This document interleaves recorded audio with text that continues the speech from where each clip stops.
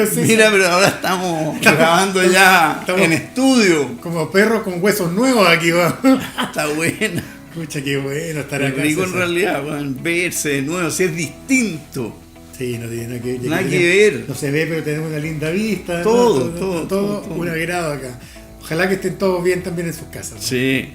Oye, hoy día me toca dirigir a mí y vamos a hablar los siguientes temas. Vamos a hablar del Frente Amplio, de la eventual candidatura de Desbordes a la presidencia y de los requisitos que hay para los constituyentes independientes, que podría ser algo corto, y Trump, que ha tenido sus últimos coletazos. ¿Ah? Los últimos coletazos de Trump. Y si nos queda un minuto, hablamos del último 10%, si es que es el último. Así que yo parto preguntándole, Juan Pablo, el Frente Amplio, a pesar de iba desde Revolución Democrática hasta el Partido Pirata, que eran muchos, ¿ya? En el cual Revolución Democrática era en realidad el principal, se fue desgajando, se izquierdizaron todos, en un país que no es de extrema izquierda. Con eso izquierdizaron a la izquierda más tradicional y se esperaba además que toda esta juventud trajera novedad y parece que no, y están con un problema porque la visión que uno ve así de afuera es que son una bolsa de gato y que no dan garantías de gobernabilidad por ningún lado. ¿Cómo los ves tú ahora desde el otro lado? Mire, yo me siento muy frente amplista en muchas cosas. Yo soy un viudo de la Concertación, ¿no es cierto? Si bien voté siempre por la Concertación. Tuve desde hace muchos años que me empecé a desencantar periódicamente, me empecé a poner muy crítico. Y cuando se formó el Frente Amplio, conocía mucha gente más joven que yo que ingresó, y yo estaba feliz, y era mi esperanza de ir al Frente Amplio que cuando partió originalmente, porque era como gente más joven que venía justamente criticando la forma. Yo, si alguien me hubiera dicho que iba a empezar este proceso de fagotizarse, de empezar a destruirse, a dividirse, yo no lo hubiera creído dentro de mi ingenuidad.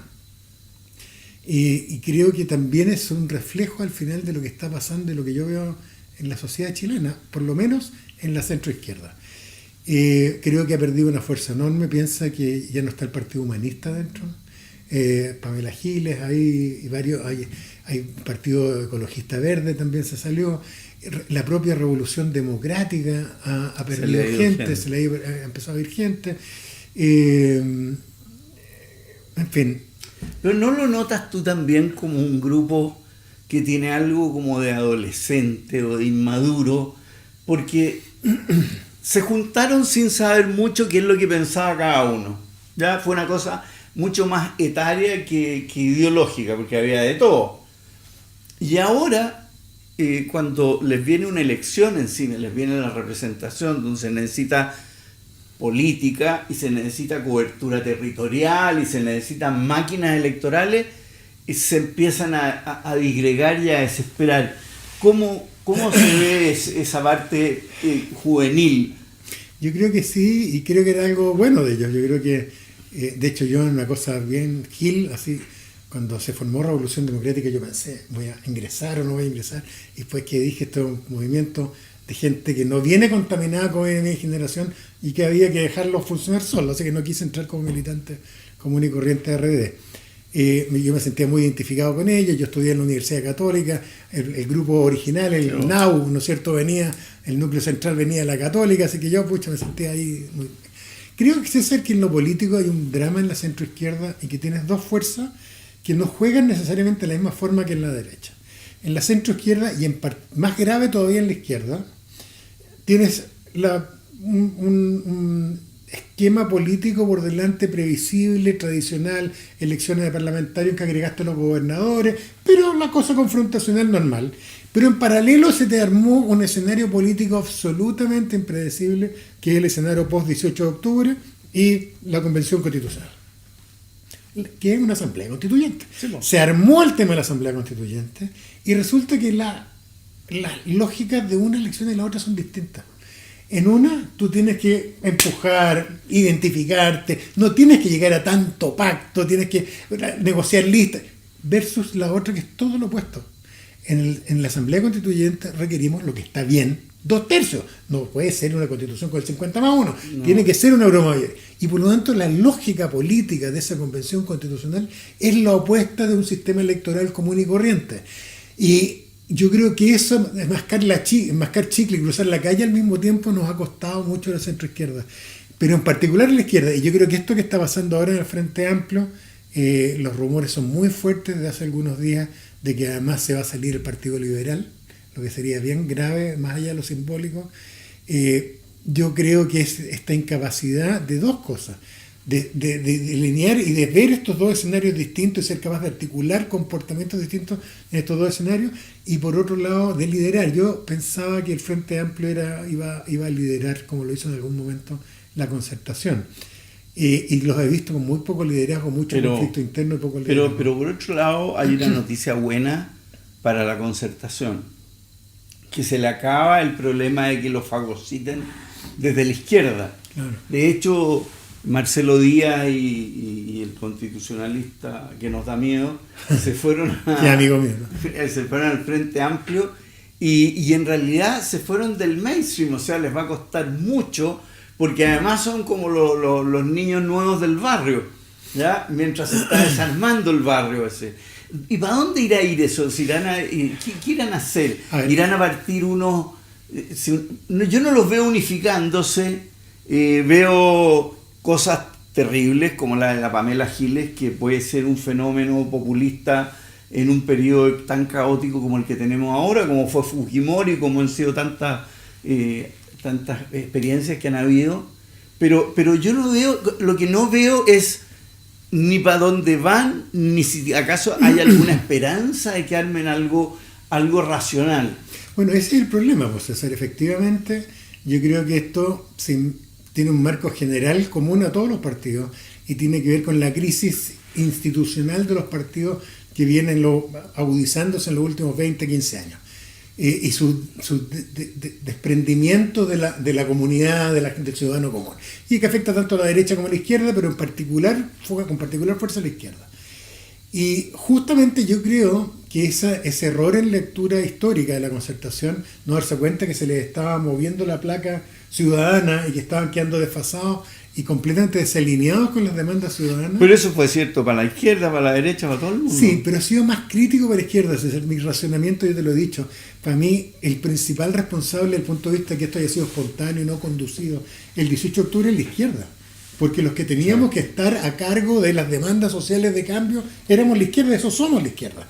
Y por lo tanto yo creo que para mí la mejor demostración de la crisis de los partidos de izquierda es el que el 18 de octubre haya pillado de sorpresa al PC y al resto, a toda la izquierda, pero no solo la haya pillado de sorpresa, César, aparecían banderas del PS o del PPD o del PC y la gente los pifiaba y tenían que bajarla, me tocó verlo. Entonces la bandera eran mapuche, la bandera eran de unidad, y banderas chilenas y cosas así, pero no aceptaban banderas de partidos. Entonces yo creo que esta crisis global de los partidos tiene una configuración particular en la izquierda y que no sé, yo tengo la impresión que no han podido salir del diagnóstico. Mi impresión es que no. Miren lo que ha pasado con los independientes.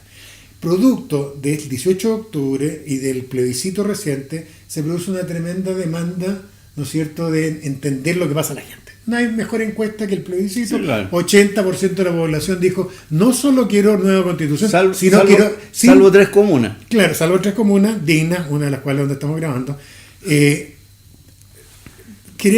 Dijeron, acuérdate, César, ¿cómo quiere ser la convención? Y no quisieron con el Parlamento ni con los partidos, lo quisieron hacer separado. Y en una cuestión que es media Trump, que es como un poco, uno se imaginaría un niño empoderado, malcriado, la clase política y sobre todo la clase política de izquierda no le ha dado muy poco la pasada a los grupos de independientes y al revés, nos han tratado a los independientes con mucha rudeza. Y yo creo que eso tiene que ver con no darse cuenta que tú tienes 2 escenarios políticos, la presidencial, senadores, gobernadores, etcétera, alcaldes, y otro distinto que tiene otra dinámica y otras lógicas que el constitucional. Y así como está muy bien, y yo no soy fascistoide y no creo que aquí tenga que tener una sociedad sin partido, al revés, creo que la derecha tiene que tener partido de derecha sano, la izquierda igual, todos. Básico. Claro, pero eso no se aplica tanto al momento constituyente. Y entonces ahí, no las elecciones presidenciales, ni gobernadores, ni alcalde, ahí tenían que hacer la pega tradicional. Pero al lado tendrían que haberse puesto flexibles y haber dicho bienvenidos los independientes. Oye, a propósito y eso no lo han podido hacer. A propósito de eso, leí una especie de proyecto, más bien era un bosquejo constitucional del PS, PPD, Sí. PR, y me dejó relativamente tranquilo. O sea, sí, parece que nos van a hacer pagar por el agua. No sé cómo lo van a hacer con los agricultores pequeños, pero veámoslo, ¿ya? Los recursos marítimos ya son del Estado, o sea, y que son concesionados, las minas también, los espacios para poner salmones también, y lo único que distinto que ponen es que la propiedad tiene que tener ciertas obligaciones sociales, lo cual es muy amplio, ¿ya? Es muy amplio, Sí, pero tampoco es los recursos productivos serán del Estado. César, yo acuérdate, esto lo vengo anticipando hace rato, que cuando uno sale de la polvareda que hay en este momento en el ambiente político y social chileno, y uno aterriza en los temas, te topas con eso. Y lo más interesante, César, acuérdate, incluso lo publicó el Mercurio, la Tercera, cuando tú haces una encuesta a los ciudadanos, militantes o no, sobre qué constituciones están mirando para aprovechar Chile, no hay ni una, entre comillas, autoritaria. Y la más citada es Nueva Zelanda, Canadá, el sistema de organización del Estado de Canadá, Suiza, algunos países nórdicos, Finlandia. O sea, nadie Estados quiere Unidos. ser Ecuador ni Argentina, Nadie, pues pero- no, por nadie. César, nadie. Nadie. Y eso es una cosa maravillosa. Entonces yo creo que va a haber discusiones Sí. duras en torno al tema del agua, va a haber discusiones en torno a algunas funciones sociales de la propiedad, pero no en el sentido de nuestra generación, pues César. Vale. No en el sentido de la Guerra Sí. Fría. Esa cuestión murió. Y lo que yo creo que hay es otra cosa para que... Y murió en todo el mundo. En todo o sea, el mundo. Y yo creo que para la gente de derecha, por ejemplo, mi posición, entiendan. ¿Por qué yo digo que soy de izquierda? Porque yo no soy capitalista. Yo soy una persona que creo, porque hemos aprendido a golpe, que quien crea más riqueza es el particular. Y creo en el mercado, creo que hay que proteger los emprendedores. ¿Y por qué no eres capitalista? ¿Y por qué no soy capitalista? Porque creo que el capitalismo tiene una patología, que es eso transformarlo en una cuestión holística. Todo transformarlo en dinero, todo transformarlo en ganancia, y eso es un error. Sí. Ahí es donde uno tiene Y que eso, moderar. fíjate que sí, bueno, pero para los que leen con cuidado a Adam Smith, que fue un filósofo moralista, la sabiduría de ese hombre era infinita. Lo que pasa es que la cosa se fue como amelcochando después. Pero yo creo que está en la idea original y está en la idea, voy a volver siempre a mis referentes norteamericanos, tú lees a Jefferson y a Hamilton, y los dos lo tienen clarito. Y por eso recuerden una frase que para mí me emociona, la primera vez que la leí me corrían las lágrimas del colegio en Estados Unidos, cuando tú lees la frase de la Declaración de Independencia y dice, ¿cuál es el sentido de la sociedad? Y dice, el sentido, no estamos siendo independientes, dice, porque es un hecho evidente, que el hombre, dice, es libre, hay que proteger la libertad del hombre, dice, la vida, la libertad, y en vez de decir la propiedad, porque ahí está citando a Locke, le cambia la propiedad y pone the pursuit of happiness, el perseguir la que felicidad. es la primera vez. Que es primera Porque vez los que- cristianos andaban no persiguiendo la felicidad, andaban Tal aplastados por la culpabilidad. Mire, y dentro de las cosas locas, ustedes dirán, como un izquierdista como yo cita a Jefferson, pero si no solo yo, ustedes miren, en la época, en los años 60, César, uno de los símbolos de la izquierda era Ho Chi Minh. ¿Tú sabes cuál era el principal inspirador filosófico para la nueva constitución de Ho Chi Minh? Jefferson. Pero tú Ho sabes Chi que sí, Minh, pues, fue cocinero en Nueva York, po. Claro, pero no solo vivió, tenía la misma admiración que yo por el Notables. pensamiento de Jefferson. Y de hecho, para que la gente sepa, cuando se dicta después de que se van los franceses, antes de la guerra de Vietnam, ya hay un intento de república y Ho Chi Minh redacta una constitución Así y el es. primer párrafo está copiado literalmente así. Entonces, ¿a dónde voy? Yo creo que hoy día nadie discute que lo más eficiente desde el punto de vista de generación de riqueza es la iniciativa individual y que eso está bien, eso no está mal. Pero, dos cosas. La derecha, y sobre todo la derecha chilena, tiende a transformar esto en... Porque simplificaron el mensaje de Adam Smith, que nunca lo leyeron. Porque en Chicago no se enseñaba a Adam Smith. Ya se enseñaba una cuestión que era mucho más vulgar, mucho más simplona, ¿ya? Y mucho más ideológica. Y yo creo que la frase que mejor lo detecta es cuando empiezan a decir la codicia es buena. Claro, La codicia crea claro. riqueza. Claro. No hay que fijarse en la parte social ni en nada. La codicia funciona. Piensa que eso works, no solo tiene, eso puede sufrir una crítica ética importante, pero piensa, ¿cómo voy a convencer yo a alguien que sea profesor de colegio, César? ¿Cómo voy a convencer a alguien que vaya a dedicarse a esta profesión maravillosa que es educar niños? Y si estoy enseñando a todo el mundo que lo importante es comprarse un Porsche, que ser rico, ser codicioso y que lo único que importa es el lucro, y ahí está el error. Y yo creo que está surgiendo una nueva forma de modelo social en que el mercado tiene un rol protegido por todo el mundo, reconocido por todo el mundo, pero se reconoce que en la vida, tenía razón Jefferson, y la meta de uno es ser feliz, la meta no es ser rico. Yo todavía me acuerdo cuando era chico, una teleserie que creo que era mexicana que decía, los ricos también lloran, o sea, si la plata no da la felicidad, así que yo creo que yo no me he topado con nadie que esté cuestionando las bases de un modelo económico de mercado. Sí, en una cosa que yo respaldo, muy duro en la cuestión monopólica, o sea, todo sí. lo que es... Oye, lo que pasa con Corpesca hoy día, que es la gran pregunta, ¿los van a echar de la Sofofa o no? ¿Qué van a hacer? O sea, es impresentable esta cuestión que la derecha en Chile, o los empresarios, que al mismo tiempo que trabajan y fomentando la iniciativa particular, no hablen cuando hay concentración. Son delitos, son delitos gravísimos. Entonces yo creo, y tú sabes que la crítica a la izquierda, de los pecados más graves que hemos cometido en la centroizquierda chilena, fue la derogación del delito monopólico en su momento, y la explicación que se dio fue absolutamente infantil, la explicación que se dio. Bueno, vamos ahora a la derecha. Desbordes, ministro actual y que probablemente va a renunciar y que claramente quiere tener la directiva de RN para él y siente que puede ser candidato de RN porque las otras candidaturas de derecha son Lavín, que es un socialdemócrata, la Evelyn, que sí es de la UDI ya, y es de derecha, ¿y quién más? Osandón, que ya no, Osandón yo creo que se perdió en las turbulencias de los temas, ¿eh?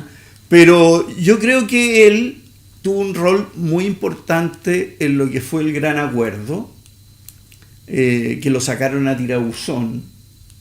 Ahí participaron gente bien notable, la Ena von Baer, fueron gente importante, pero él tiene una mirada, yo le encuentro una personalidad poco atractiva, ¿ya? O sea, comparado con Lavín, que es un camaleón y que se la sabe todas, ¿no es cierto? Y es capaz de besar a los travestis un día y de prohibir los rodeos otros. Y la Evelyn, que realmente es muy encantadora como candidata y como personalidad, es mal hablada. Este señor salió a la palestra ahora, pero tiene mucho poder en RN, pero no le encuentro el carisma. ¿Cómo lo estás viendo tú? Bueno, es un personaje en desarrollo, César. Mirándolo desde la vereda mía, primero se ve, es de los pocos liderazgos nuevos que había. Mira la trayectoria que él tiene. Sí.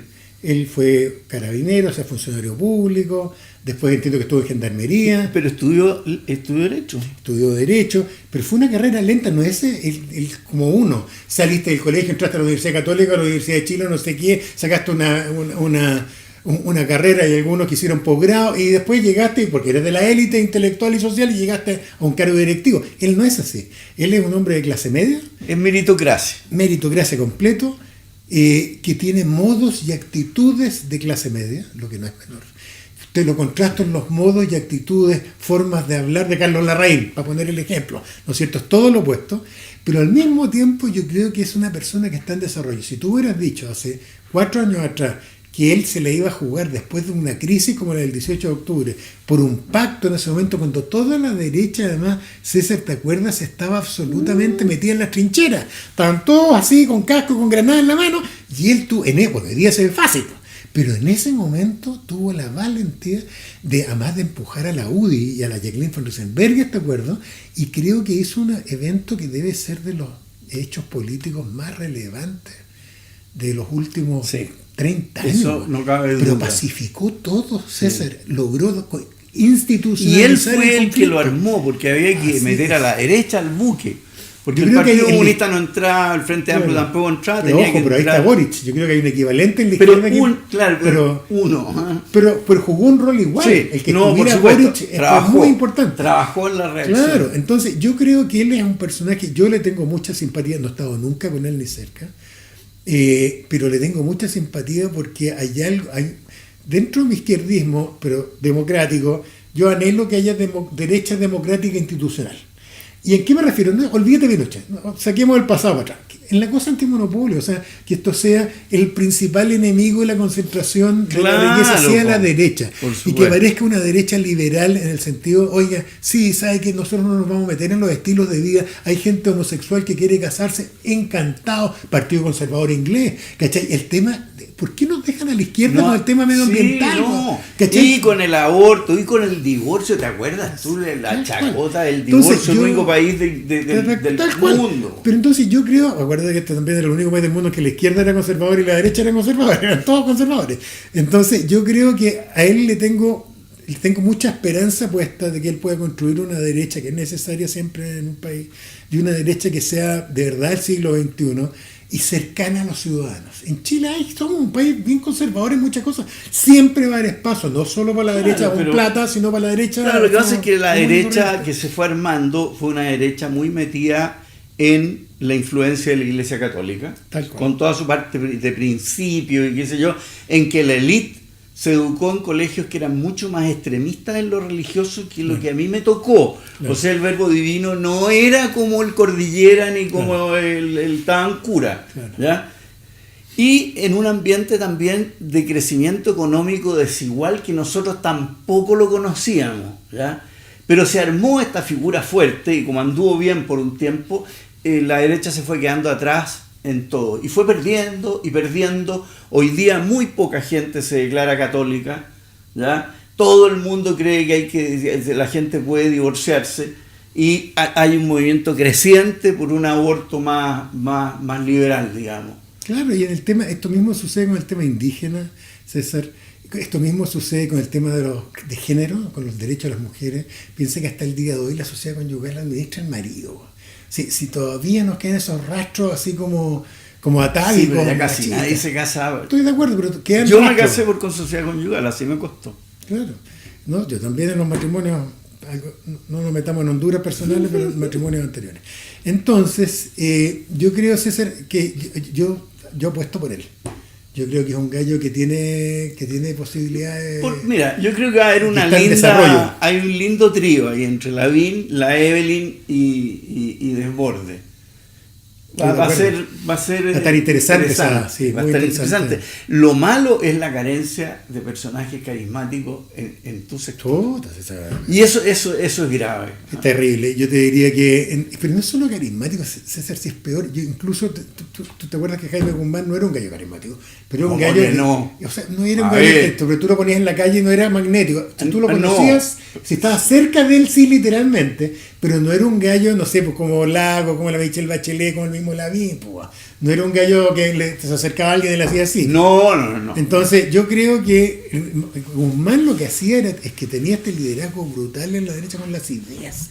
Y era una máquina de imaginar mundos, ideas, sistemas políticos, era coherente, era honesto, madre, era buena persona. Y era práctico. Entonces, esa cuestión es una forma de liderar. Y en la izquierda hoy día no hay nadie así tampoco.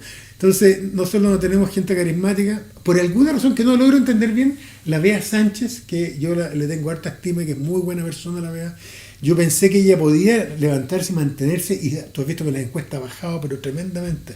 No ha producido apego. Porque no tienen máquina tampoco. Entrar al Frente Amplio y está la dispersión, ¿no es cierto? Claro, pero ella era buena persona, buena candidata. Oye, y a ver, nos queda hablar de los constituyentes independientes. Yo tengo que contar además la felicidad mía de haber terminado el tema de CLC, ¿ya? Qué bueno eso. En el cual hubo una epifanía en que la doctora Viviana Herskovich fue capaz de destrabarlo todo. Una psiquiatra. Uno como abogado litigante sabe que es cierto el viejo dicho de que es preferible un mal acuerdo que un muy buen juicio, y aquí además parece que fue un buen acuerdo para todo el mundo. Todos felices. Todos felices, así que extraordinario. Felicitaciones a los colegas ahí que estuvieron trabajando por debajo de los abogados, porque a veces nos critican con toda razón por no jugarnos por acuerdo, y aquí a lo menos funcionaron bien los abogados por acuerdo. Bien. Oye, los constituyentes independientes.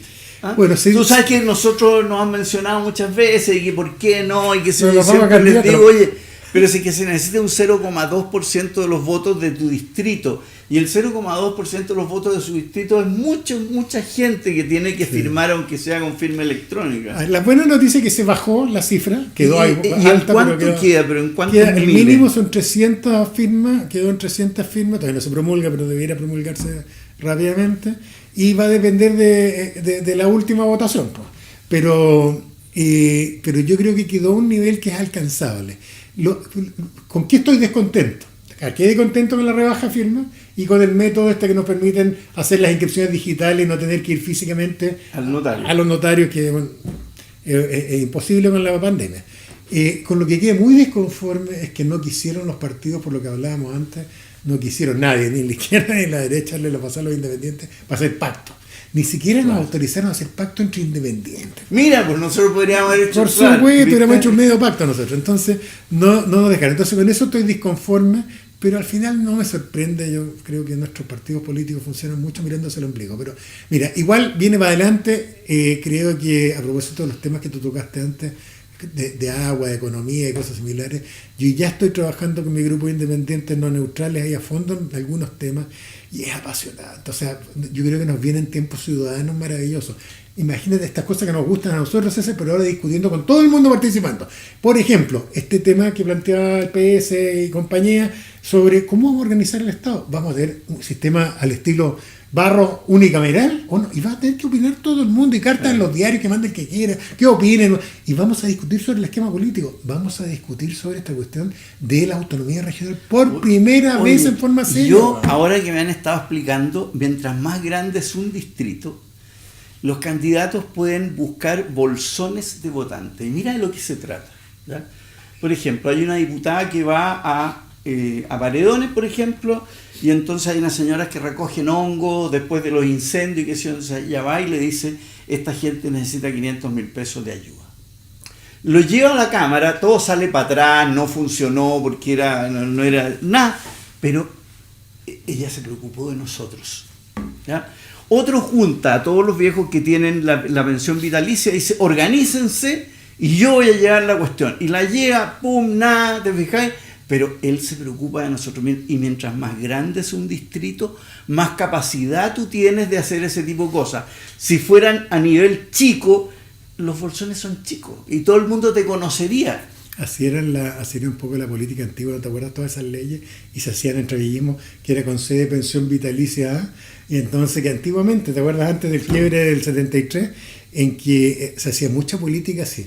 El Partido Radical era el campeón de hacer política de esa forma. Pero yo creo, César, que viene, como te digo, un periodo muy bonito. Viene la discusión de temas duros, como el tema del agua. Vienen temas sobre el tema monopólico, y yo espero que la derecha se sume. Pero el tema del agua va a ser duro, y no lo pueden llevar a un extremo. O sea, en Chile hay, no sé, 300.000 agricultores, de la parte 10.000 no son chicos, ¿ya? En el sur llueve, entonces tienes que cobrarles por el agua, porque eso básicamente yo creo que ahí va el tema.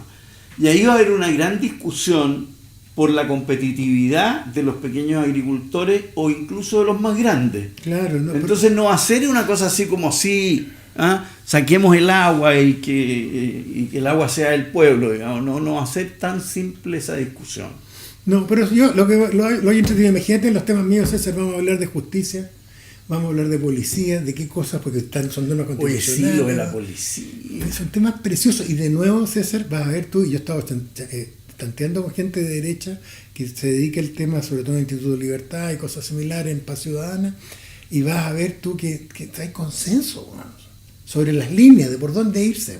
Hay consenso en por qué están funcionando mal las policías y hay consenso de cómo debiera ser el nuevo modelo y en principio cómo debiera ir constitucionalmente. Entonces vienen de los mejores meses nuestros, desde el punto de vista republicano, de cómo vamos a estar discutiendo estos temas. Así que ojalá que no se desvíen a cosas en las cuales justamente nunca vamos a estar de acuerdo. Pero es que no importa, si aquí no tenemos que estar de acuerdo, tenemos que construir las bases para que quepamos todos, César. Y aquí quepan los gordos, los flacos, los de derecha, los de izquierda. Pero que al final, en un buen deal, que queden todos razonablemente conformes, que unos se dieron, los otros también, pero ya, llegaron a un acuerdo. Piensa, por ejemplo, que yo creo que también, así como está el tema regional que es cruzado, también el tema local. Yo creo que esta sensación que hay por todos los lados, que parte de la crisis de los partidos porque el sistema institucional no permite la participación de las personas a nivel local. No, y ahí hay que darle, y eso tampoco es un tema de derecho, y hay que abrir espacio de participación a nivel local. ¿Te fijas? Y eso va a descomprimir porque todo. Juan Pablo, las municipalidades son muy grandes, los distritos políticos son muy grandes. O sea, piensa tú lo que es manejar Las Condes con 150.000 habitantes. No, es imposible. ¿Te fijas? Claro, en cambio Pumanque, no sé, son 2.000 y ahí la cuestión puede funcionar más fácil. Claro, es casi el porte de Islandia. O sea, Claro, de hecho, la Florida es como 2 Islandias y medio. ¿Le damos con otro tema? No, vámonos al tiro nomás porque ya estamos en hora, así que vamos ya. Oye, bueno, el último coletazo de tu gran amigo Trump, que es como esas culebras que les cortan la cabeza, pero sigue la cola dando vueltas. Sí. En forma bien, que ya es patético. O sea, ya esto se convirtió no en tragedia, sino que en comedia. Están pasando cosas que son inéditas en Estados Unidos y en el mundo probablemente. Está hablando Trump periódicamente, voy a contar en un segundo, un video que sacó hace un día atrás, y no lo transmiten las cadenas, lo censuran las cadenas. Esto no me pasa nunca en la historia de Estados Unidos. Habla porque todo lo que dice es mentira y las cadenas dicen no vamos a reproducir. Oye, Fox lo que le dice, dio la espalda, pero hace tiempo. Claro, pero si le acaba de dar la espalda a su fiscal general, el attorney general, le acaba de dar la espalda diciendo que él ha investigado el tema y no es cierto que haya fraude masivo en ningún lado. Le acaba de dar la espalda el estado de Arizona, que está manejado por republicanos. Le acaba de dar la espalda el estado de Georgia, que está... Y entonces este video al cual mencionaba que él sacó es la locura. Es de verdad, necesitamos un psiquiatra. A lo mejor alguno de tus psiquiatras de la clínica Las Condes nos podría ayudar, porque es delirante. Él habla de fraudes masivos, de conspiraciones masivas, pero no una cosa que, como dices tú, pasó a lo patético, César, porque ya no es demagogia, es locura, al punto que no lo repiten las cadenas de televisión. Mira. O sea, eso no tenía precedente en Estados Unidos, porque el tipo se volvió loco. Entonces yo creo que es bien curioso este giro del populismo extremo que él tuvo a este discurso contra la élite y todo, a un momento en que ya se produce la derrota, él no es capaz de verla. Ojalá que esto sí, la derecha y el Partido Republicano les sirva para sacar lecciones, para no caer con el Tea Party, para no caerse con gentes como Trump. Tal cual. Porque eso le hace muy mal a los partidos. Tal cual. Entonces, ahora, su libro y su película. A ver, mi libro ahora me voy a poner un poquitito más denso. Es un libro de un sociólogo, tiene nombre como holandés, francés. Se llama Frédéric van den Berghe. Muy bueno. Se llama Historia filosófica de la sociología alemana. Es un libro publicado hace 10 años atrás. Mira, para gente que somos semi-ignorantes como uno. Denso, no somos, mira. pero es que esa es la gracia, que no es denso.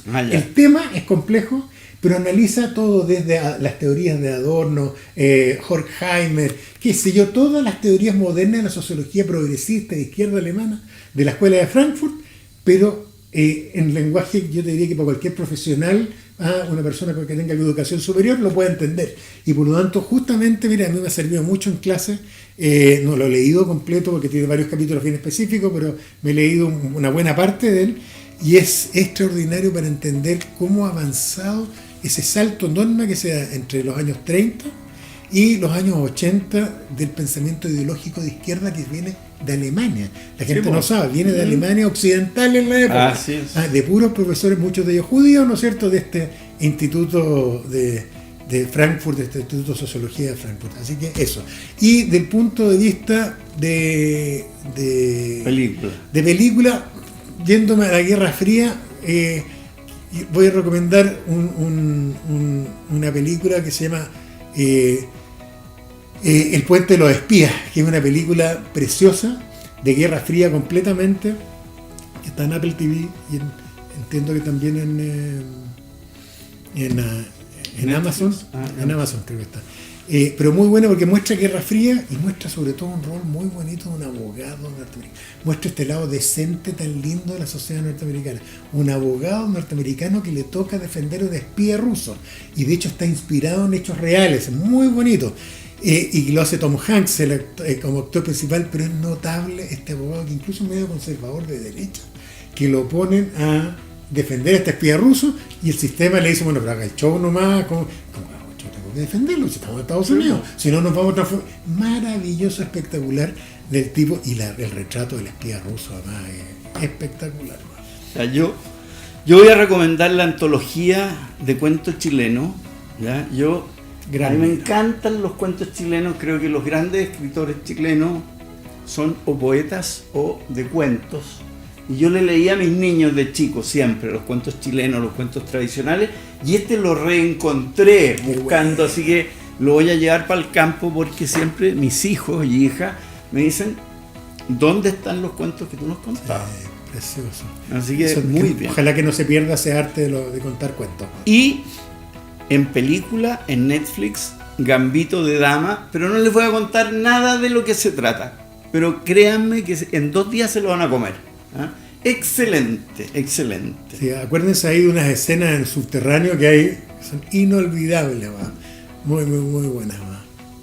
Ya pues, estimados amigos, nos veremos la próxima semana y sigue habiendo tanto tema, así que ahí vamos a hacer seguimiento para que todos puedan... Y qué bueno haberlo hecho aquí, además. Una maravilla. Exactamente, así que estén bien y cuídense.